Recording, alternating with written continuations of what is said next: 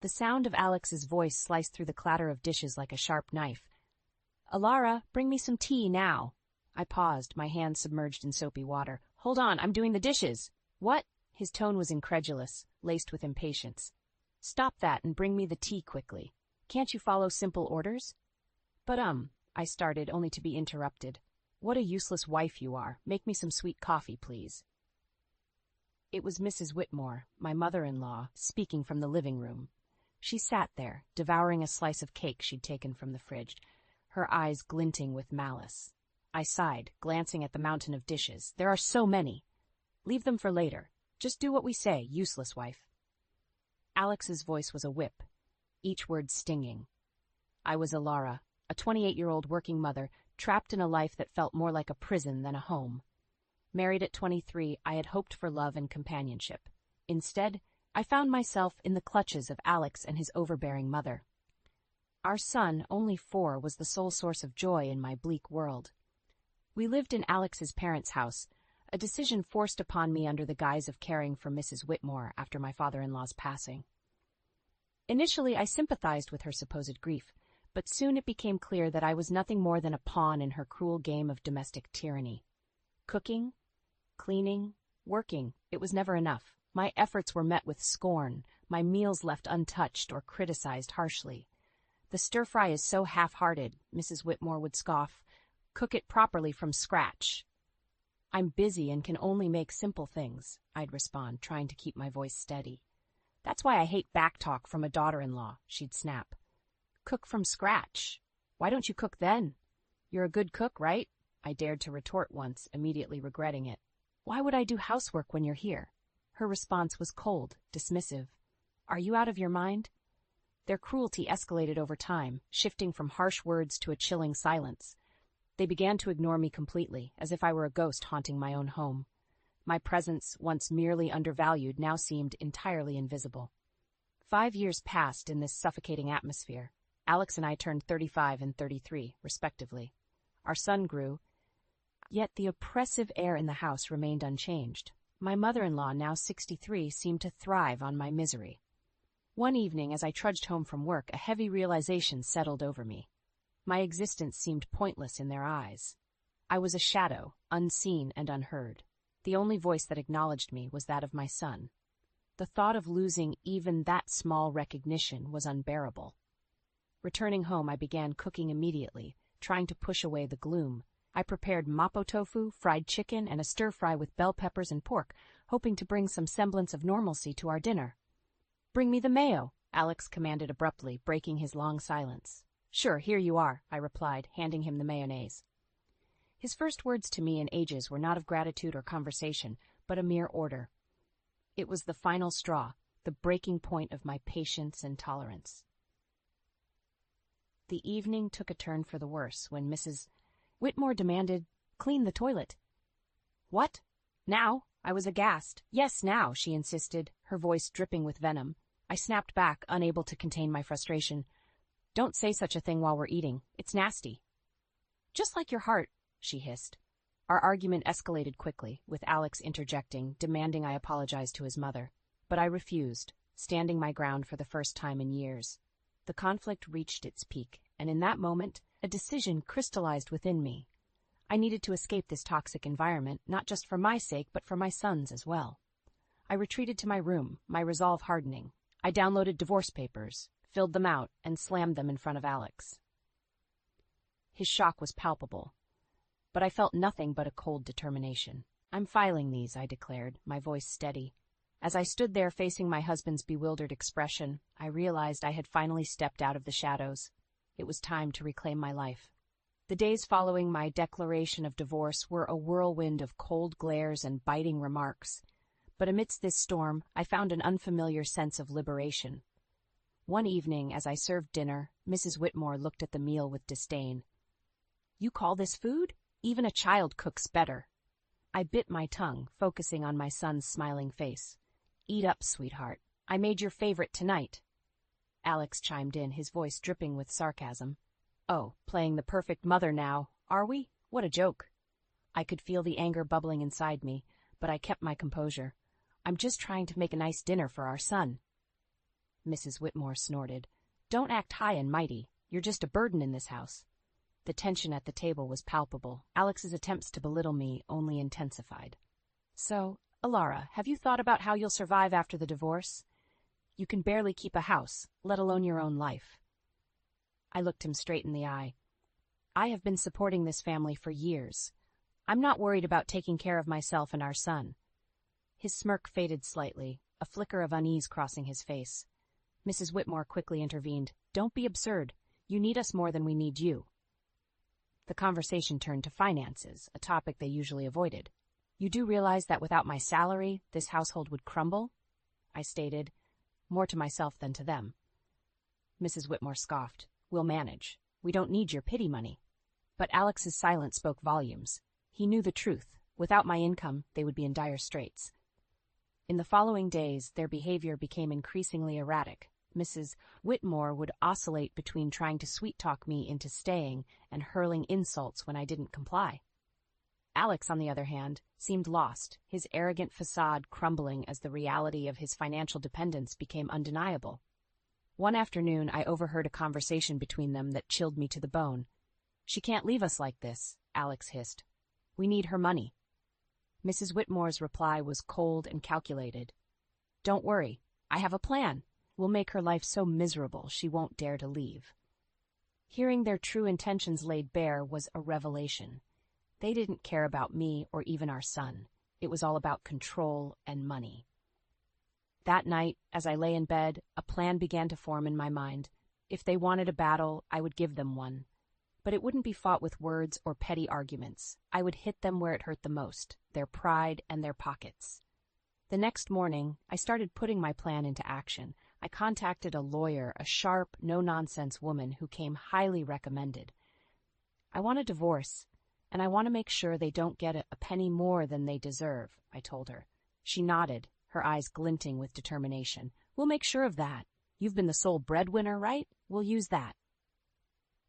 As the days passed, my resolve only grew stronger. I started documenting everything, the insults, the financial manipulation, even the smallest of grievances. It was time to turn the tables. It was time for them to face the consequences of their actions. And as I built my case, a sense of empowerment filled me. For the first time in years, I felt like I was in control of my own destiny. The shadows of contempt were slowly lifting, and in their place, a new dawn was emerging. As the divorce proceedings began, the atmosphere in the house grew increasingly toxic. Yet, with each passing day, my sense of fear diminished, replaced by a steely resolve. One evening, Mrs. Whitmore tried a different tactic. Alara, dear, why don't we forget all this nasty business? You know we're family. Her words dripped with insincerity. I met her gaze, unwavering. Family doesn't treat each other the way you've treated me. Alex, who had been quietly observing, scoffed. Oh, playing the victim now? You're not as innocent as you pretend to be. I felt a surge of anger, but kept my voice calm. I'm not playing anything, Alex. I'm just no longer willing to be your scapegoat. The conversation turned, as it often did, to finances. You think you can just take our son and leave? How will you support him? Alex challenged. I smiled, a small, confident curve of my lips. I've been supporting this family for years. I think I can manage. Mrs. Whitmore's expression twisted into a sneer. You're nothing without us. You'll come crawling back. But their words no longer held power over me. I knew my worth, and I knew the truth.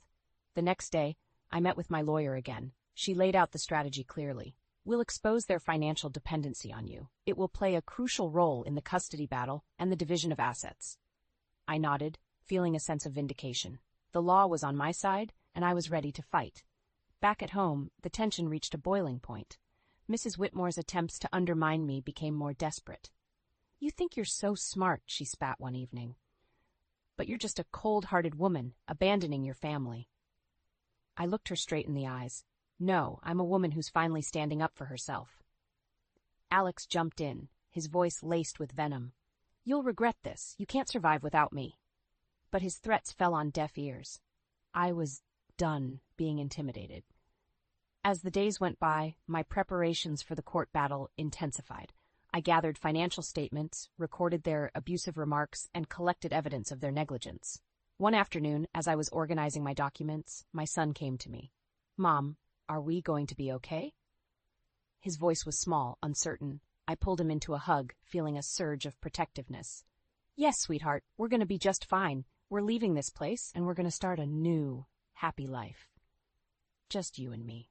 His arms tightened around me, and in that moment, I knew I was making the right decision. I was fighting, not just for myself, but for my son's future. The day of the court hearing loomed closer, and with it, a sense of impending freedom. I was ready to face Alex and Mrs. Whitmore, ready to end their reign of control and emotional abuse. I was ready to reclaim my life and give my son the peace and happiness he deserved. It was time for justice, and I was determined to see it served. The day of the court hearing arrived, a day I had been anticipating with a mix of dread and determination. As I sat across from Alex and Mrs. Whitmore in the courtroom, I felt a sense of surrealism. This was the moment where everything would change. The proceedings began with a cold formality. Alex's lawyer portrayed him as a devoted husband and father, struggling under the weight of false accusations. Mrs. Whitmore played the part of the grieving mother-in-law, wronged by an ungrateful daughter-in-law. But their performance was transparent, their lies brittle. When my turn came, I spoke clearly, my voice steady. "I have been the sole provider for this family for years. My husband's unemployment and his mother's manipulation have been constant sources of strain." Alex interjected, his voice laced with false hurt. "Alara, how can you say these things? I've always supported you." I turned to him, my gaze unwavering. "Support is more than just words, Alex. It's about actions, and your actions have shown nothing but selfishness and cruelty." The judge listened intently as I presented my evidence. Financial statements, recordings of their verbal abuse, testimonies from neighbors who had witnessed their behavior. The truth was undeniable.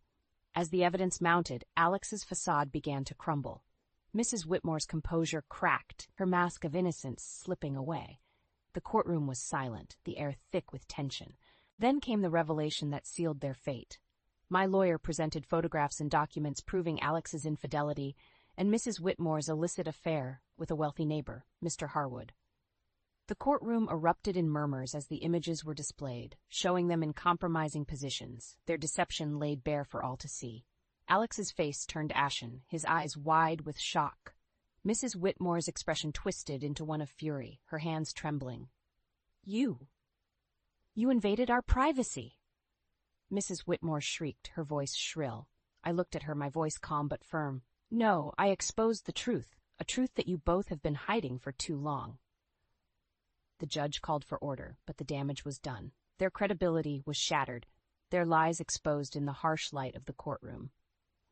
As the hearing came to a close, the judge's verdict was clear. I was granted full custody of our son, and a fair division of assets was ordered. Alex and Mrs. Whitmore were left with little more than their shattered reputations. Walking out of the courtroom, I felt a weight lift off my shoulders. The years of manipulation and emotional abuse were finally over. I had stood up to my oppressors and emerged victorious. But the sweetest moment came when my son ran into my arms outside the courthouse, his face bright with relief and happiness. "We did it, Mom," he said, his voice filled with joy. "Yes, we did," I replied, holding him close. "We're free now. It's just the beginning for us." And as we walked away, hand in hand, I knew that this was not just a victory for me.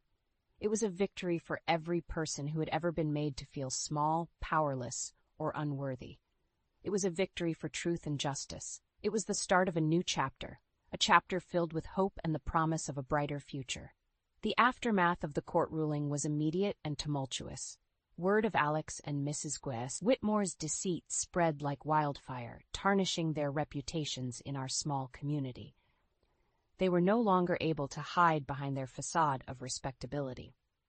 In the days following the verdict, I focused on rebuilding my life with my son, but I couldn't ignore the sense of satisfaction that came from knowing Alex and Mrs. Whitmore were facing the consequences of their actions. One evening, as I was preparing dinner, I received an unexpected visitor. It was Mr. Harwood's wife, Mrs. Harwood, her eyes red with unshed tears. "Alara, I heard about everything. I can't believe what Sylvia, Mrs. Whitmore, did."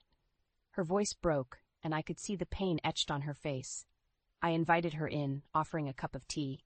As we sat at the kitchen table, she poured out her heartache. I trusted her as a neighbor, as a friend, and to think she was having an affair with my husband. I listened, offering words of comfort. It was clear that Mrs. Whitmore's actions had caused more damage than she had ever anticipated. The next day I encountered Alex in town. He was a shadow of the man he once was, his arrogance replaced by a look of defeat. "Alara, please, can we talk?" he asked, his voice barely above a whisper. I stopped, facing him. "What is there to talk about, Alex?" He fidgeted, unable to meet my eyes.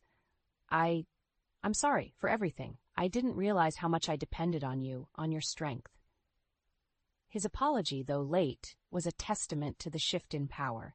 He had lost everything, his dignity, his home, his family, and in that loss he had finally recognized his own faults. But it was Mrs. Whitmore who faced the harshest backlash.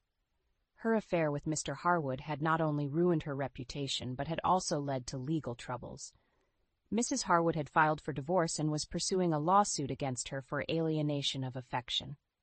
I heard about Mrs. Whitmore's plight from neighbors, the whispers and rumors painting a picture of a woman undone by her own actions. She had become an outcast, shunned by those she had once considered friends. One afternoon, I saw her at the grocery store, her eyes downcast as she hurried through the aisles. Our paths crossed, and for a moment our eyes met. The look of resentment and defeat in her eyes was unmistakable. "You did this to me," she hissed under her breath as she passed by. I watched her go, feeling a mix of pity and vindication. "No, Sylvia, you did this to yourself," I whispered to myself. The tides of justice had turned, and the consequences of their actions were now inescapable. Alex and Mrs. Whitmore were living the life they had crafted through years of deceit and manipulation. And as I watched them struggle with the aftermath, I knew that the best revenge was living well, free from their toxic influence. As I turned my focus back to my son and our new life, I realized that this was not just a story of revenge. It was a story of liberation, of breaking free from the chains of abuse and control. And as I looked to the future, I knew that the best was yet to come.